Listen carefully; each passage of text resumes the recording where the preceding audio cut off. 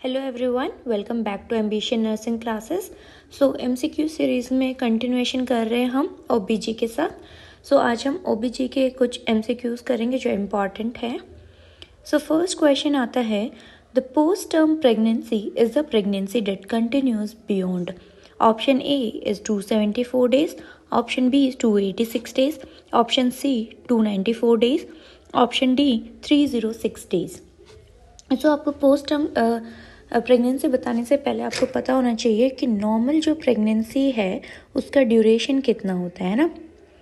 Duration कितना होता है वो बताओ। 9 मंथ्स प्लस 7 डेज। ठीक है, किसी ने अगर डेज में पूछा 280 डेज और वीक्स में पूछा तो 40 वीक्स। क्लियर। तो अब हमारा देखो, एक होता है pre term, then we have term and we have post term. ठीक। अब टर्म जो होती है वो कितने डेज की होती है, मैंने आपको बताया 280 डेज 40 वीक। अब टर्म प्रेगनेंसी अगर वीक्स में बात करें तो 37 से लेके 41 वीक्स प्लस 6 डेज तक हम बोलते हैं इसको टर्म। अगर हमारी डिलीवरी होती है बिफोर 37 वीक्स तो उसको बोल देते हैं प्री टर्म, और मोर देन 42 वीक्स के बाद अगर डिलीवरी हो रही है उसको बोलते हैं पोस्ट टर्म। तो लेकिन क्वेश्चन में हमसे यहाँ पे पूछा डेज के बारे में, तो आपको डेज भी लर्न करना है प्लस वीक्स भी लर्न करने हैं। ठीक है, नॉर्मल तो होते हैं 280 डेज। तो इसमें देखो आपको ना ऐसे, अगर आपको मान लो ये नहीं आता डेज में, आपको नहीं पता, तो आपको ना एलिमिनेशन मेथड यूज़ करना है। देखो अब 280 डेज आपको पता है नॉर्मल है, अगर 280 डेज से कोई ऑप्शन कम है तो वो तो ऑप्शन रिजेक्ट हो जाएगा, जैसे 274 डेज, ये तो क्लियर कट रिमूव हो गया। ओके, तो आपको मोस्ट एक्यूरेट बताना है, जिसको पोस्ट हम बोलते हैं वो ऑप्शन है C. Clear. So post term delivery किसको बोलते हैं हम, पोस्ट टर्म प्रेगनेंसी 294 डेज से अगर ज़्यादा होगा। क्लियर। सो यहाँ पे भी वही है कि नॉर्मल ड्यूरेशन है टर्म प्रेगनेंसी का वो होता है 9 मंथ्स प्लस 7 डेज 40 वीक्स और 280 डेज। ठीक है, प्री टर्म बोलेंगे लेस देन 37 वीक्स, टर्म बोलेंगे 37 to 41 weeks plus 6 days, and post term बोलेंगे मोर देन 42 वीक्स। क्लियर है। सो नेक्स्ट क्वेश्चन आता है, when the amount of amniotic fluid exceeds 2 litres. अगर 2 लीटर से ज़्यादा हो गए तो उस कंडीशन को क्या बोलते हैं हम। सी, आपको जब भी आप एमनियोटिक फ्लूइड के बारे में पढ़ते हो तो एमनियोटिक फ्लूइड के 2 कंडीशंस आपको याद रखने, एक है ओलिगोहाइड्रोमनियोस और एक है पॉलीहाइड्रोमनियोस। अब ओलिगो मतलब क्या होता है, ओलिगो मतलब होता है कम होना और पॉली मतलब ज़्यादा होना, है ना।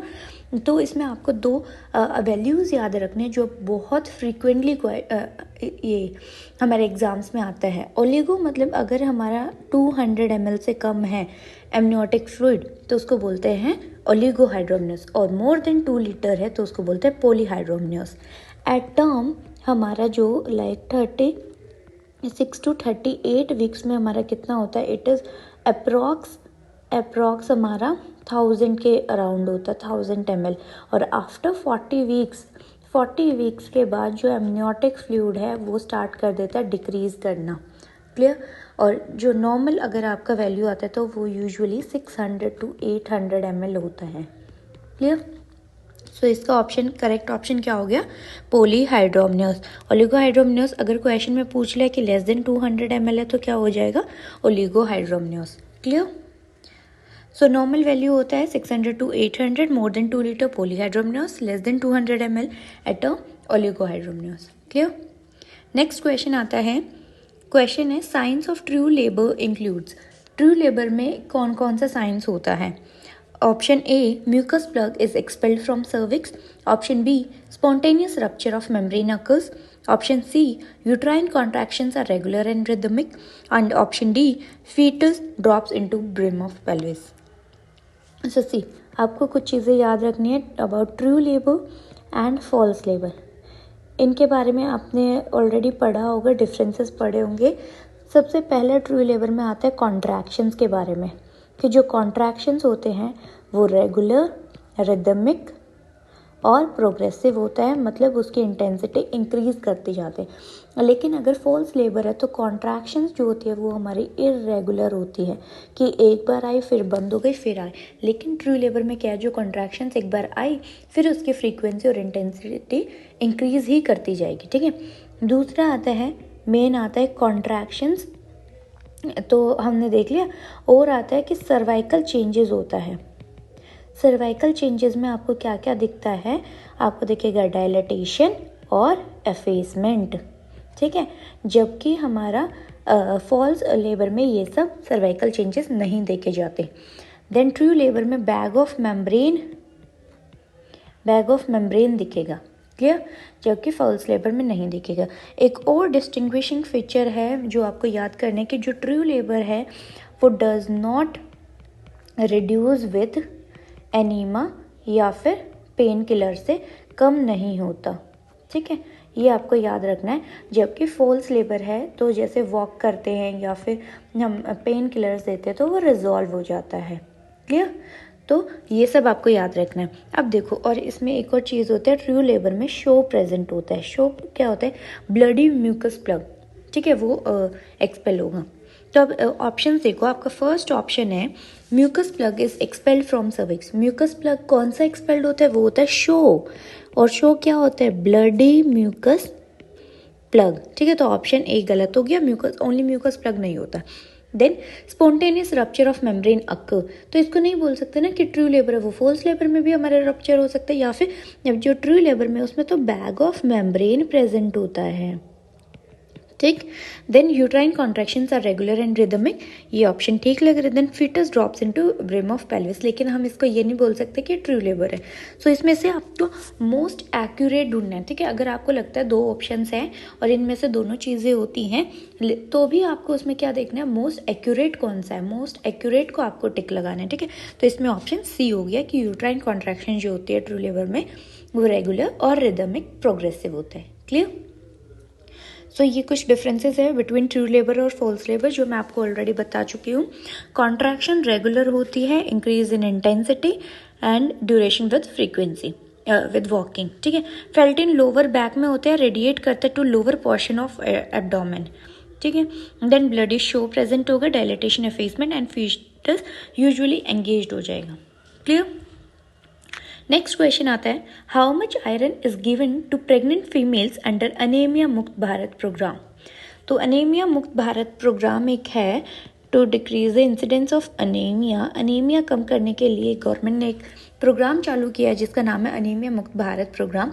तो क्वेश्चन में पूछा है कि कितना आयरन और फॉलिक एसिड हम प्रेग्नेंट फीमेल्स को देते हैं under this programme. Option A है 60 mg iron plus 500 mcg folic acid, 100 mg iron और 100 mcg folic acid, 60 mg iron plus 100 mcg of folic acid, और डी ऑप्शन है 100 mg iron plus 500 mcg of folic acid. बताओ, तो ये learn करना पड़ेगा आपको, इसमें कुछ रटने वाले वो समझने वाली चीज़ नहीं है। That is 60 mg of iron देते हैं plus 500 mcg of folic acid, ठीक है। अब देखो, जो अनेमिया मुक्त भारत में है ना, इसमें हम प्रेग्नेंट फीमेल्स को भी देते हैं और नॉन प्रेग्नेंट को भी देते हैं। तो आपको ये चीज़ याद रखनी कि प्रेग्नेंट को जो है ना वो हम 1 पिल देते हैं, और ये किस कलर की होती है, रेड कलर की होती है। 1 पिल देते हैं पर डे, ठीक है। बट डिफरेंस आ जाता है, अगर नॉन प्रेग्नेंट है तो हम 1 रेड पिल देते हैं पर वीक, ठीक है। प्रेग्नेंट को डेली देंगे और नॉन प्रेग्नेंट को हफ्ते में एक बार देंगे। इसका ये याद रखना है। और इसमें जो आयरन होता है ना वो हमारा फेरस सल्फेट वाला आयरन होता है, ठीक है। 60 mg of iron and 500 mcg of folic acid. ये रिसेंटली हमारे नोट से 2021 में भी आया है, तो you can not skip these type of questions, clear. Next वही बताया, 60 mg ऑफ आयरन देते हैं, 500 mcg ऑफ फोलिक एसिड, ठीक है। नॉन प्रेग्नेंट को 1 रेड पिल पर वीक देंगे। हाँ, अब एक और क्वेश्चन मान लो बन सकता है इसमें कि कब से स्टार्ट करना है। Started from 4th month of pregnancy, means from 2nd trimester या फिर 4th मंथ से। क्यों 4th मंथ से क्यों करते हैं, क्योंकि जो फर्स्ट 3 मंथ्स है उसमें हम क्या देते हैं, we give folic acid. Folic acid ले रही होती है मदर, तो हम आयरन कब से स्टार्ट करते हैं, we start iron with from 4th month of pregnancy, continued throughout pregnancy. मतलब प्रेगनेंसी के जो 180 डेज बचे उसमें भी लेगी, प्लस आफ्टर डिलीवरी की 180 डेज की, ठीक है। क्योंकि जो आयरन स्टोर्स हैं उनको रिप्लेनिश करने के लिए आफ्टर डिलीवरी भी 180 डेज तक लेगी, ठीक है, क्लियर।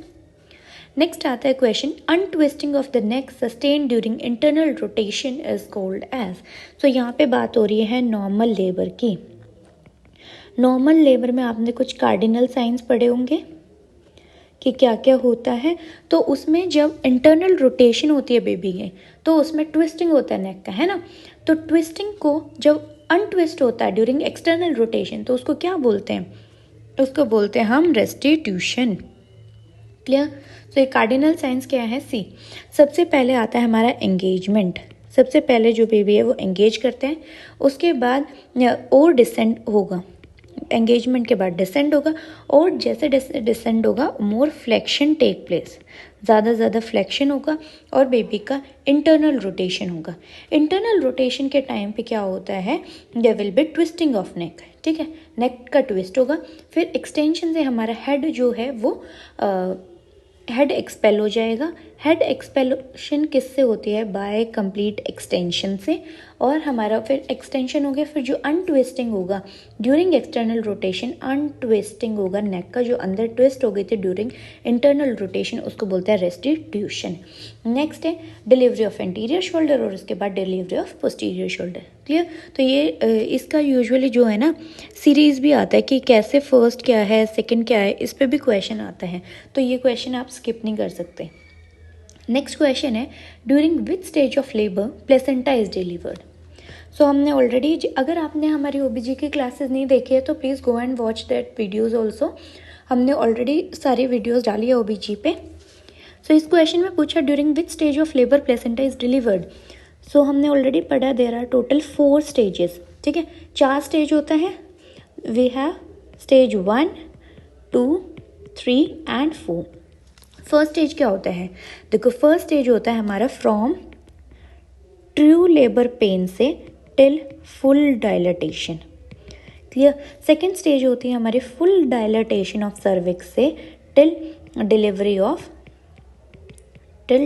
ऑफ फीटस, ठीक है। थर्ड स्टेज आती है हमारी डिलीवरी ऑफ फीटस से till delivery of placenta and its membranes. Then fourth होता है हमारा ऑब्जर्वेशन स्टेज। तो आपको देखना कि डिलीवरी ऑफ प्लेसेंटा कौन से स्टेज में होती है? डिलीवरी ऑफ प्लेसेंटा होती है हमारी थर्ड स्टेज में। स्टेजेस से भी हमारे ये कॉम्पिटिटिव एग्जाम्स में क्वेश्चन आता है, तो ये भी आपको लर्न करना है। There are total 4 stages. Usually लोग बोलते हैं 3 स्टेज है, नो, देयर आर 4 स्टेजेस। जो 4th स्टेज है वो हमारा ऑब्जर्वेशन स्टेज है। क्लियर? सो देखो, फर्स्ट स्टेज होता है onset of regular uterine contraction से टिल फुल सर्वाइकल डायलेटेशन। फिर फुल सर्वाइकल से डिलीवरी ऑफ फीटस तक second stage, and delivery of foetus से डिलीवरी ऑफ प्लेसेंटा तक third stage, and last 4th stage होगा हमारा observation stage. Clear? Okay. So next question आता है हमारे पास, when the first stage of labour is said to be prolonged in multipara. अब देखो, जो हमारा फर्स्ट स्टेज है ना, वो भी हमारा डिवाइडेड है into latent phase and active phase.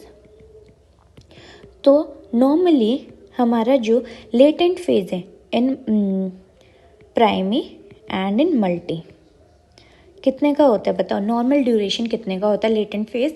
Latent phase हमारा ये होता है 12 आवर्स का प्राइमी में और 8 आवर्स का होता है हमारा मल्टी में। This is normal. लेकिन अब प्रोलॉन्ग कब बोलेंगे? प्रोलॉन्ग तो बोलेंगे अगर इनसे ज़्यादा हो जाएगा। तो डीसी दत्ता में जो हमारा दिया हुआ है, अगर प्राइमी में हमारा ये मोर देन 20 आवर्स होता है और मल्टी में अगर ये हमारा मोर देन 14 आवर्स होता है, तो इसको हम बोलते हैं prolonged first stage of labour. और भी कौन सा? Latent phase. Clear? So answer क्या हो गया इसमें? Option C. ठीक है, तो ये भी आपको याद करना है नॉर्मल ड्यूरेशन कितना होता है first stage, second stage, third and fourth stage का। सी, फर्स्ट स्टेज का मैंने आपको बता दिया। सेकंड स्टेज का हमारा टाइम ड्यूरेशन होता है प्राइमरी में 1 आवर का एंड मल्टी में 30 मिनट्स का। और उसको प्रोलॉन्ग कब बोलेंगे? अगर प्राइमरी में यही टाइम हमारा ज़्यादा हो जाता है मोर देन 2 आवर से, और मल्टी में अगर ये टाइम ज़्यादा हो जाता है मोर देन 1 आवर से। क्लियर? देन थर्ड स्टेज का नॉर्मल टाइम होता है हमारा, अगर हम इसको मैनेज करते हैं पैसिवली, तो वो टाइम होता है हमारा 15 to 25 मिनट्स। लेकिन अगर आपने कर लिया active management of third stage of labour, तो वो टाइम पीरियड होता है 5 to 10 मिनट्स। ठीक है, एक्टिव स्टेज ऑफ मैनेजमेंट में क्या करते हैं? We give oxytocin. Clear? Then अगर प्रोलॉन्ग का बोलेंगे थर्ड स्टेज, अगर हमारा मोर देन 30 मिनट्स हो गया, मतलब उसमें उस केस में अगर हो गया रिटेन्ड प्लेसेंटा, क्लियर, तो उसको बोलते हैं प्रोलॉन्ग। और फोर्थ स्टेज का टाइम होता है 1 आवर का। क्लियर, ये नॉर्मल ड्यूरेशन आप स्किप नहीं कर सकते, ये आपको पढ़ के ही जाना है एग्जाम के लिए। ओके, नेक्स्ट क्वेश्चन है which of the following is not a component of bishop score. तो हमारे पास एक बिशप स्कोर होता है। बिशप स्कोर हम कब यूज़ करते हैं, अगर हमें करना होता है इंडक्शन ऑफ लेबर, तो हम सर्वाइकल की वो देखते हैं कि ये कॉम्पिटेंट है आईओएल इंडक्शन ऑफ लेबर करने के लिए, ये नहीं है, तो वो कौन बताता है, वो बताता है हमारा बिशप स्कोर। क्लियर, तो सी अब पूछ रहा है कि कौन सा कंपोनेंट नहीं है, तो जैसे आपने एबगार स्कोर और ये बहुत सारे स्कोर पढ़ा होगा ना, ऐसे ही एक बिशप स्कोर है जिसमें हमारे 5 कंपोनेंट्स हैं, 5 कंपोनेंट्स हैं और जिसमें हम देते हैं स्कोरिंग। ठीक, सो इसमें ऑप्शन है cervical consistency, cervical dilatation, position of head and station of head.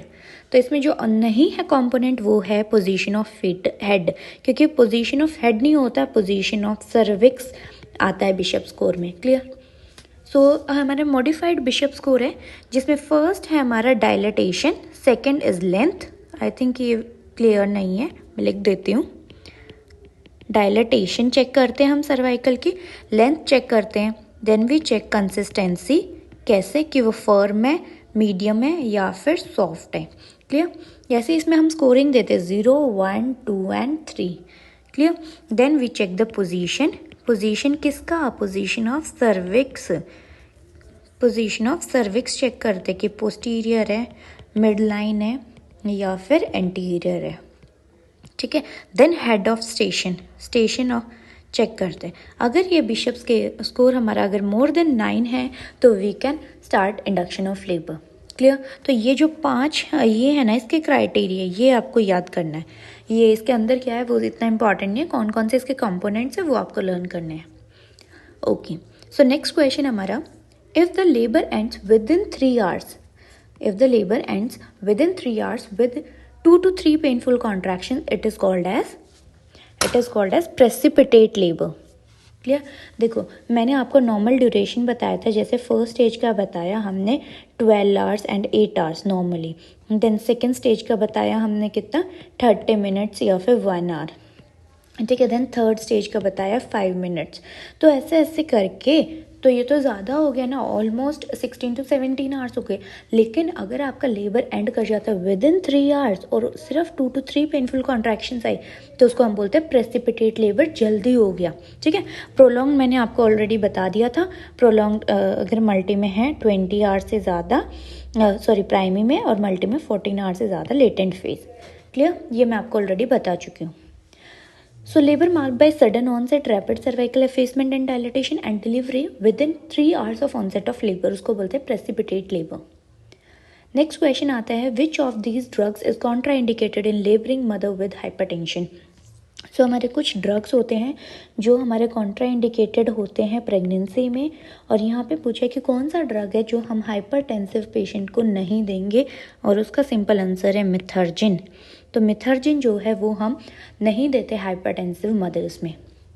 So answer है मिथर्जिन, या फिर अगर ऑप्शन आता है methyl ergometrine is contraindicated in peripheral vascular disease, heart disease and hypertension. So आपको कभी भी पेशेंट को मिथर्जिन नहीं देना जिसको हाइपरटेंशन है। क्लियर, नेक्स्ट क्वेश्चन है brownish colour lochia which occurs between 5 to 9 days is known as.